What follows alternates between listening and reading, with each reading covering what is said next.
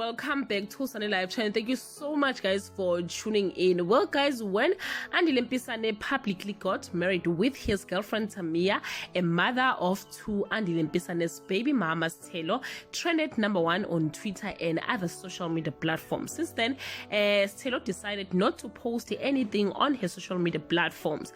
Sthelo guys became an absolute laughing stock after isenzo sika Andile. A lot of people, especially women, felt pity for Sthelo being played and embarrassed by a man. However, there were people who had no sympathy for her, calling Sthelo a predator.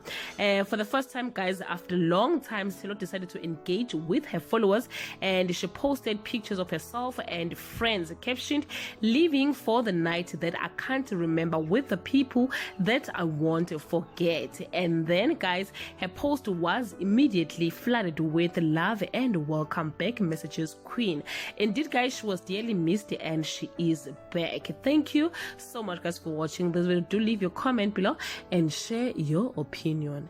Bye.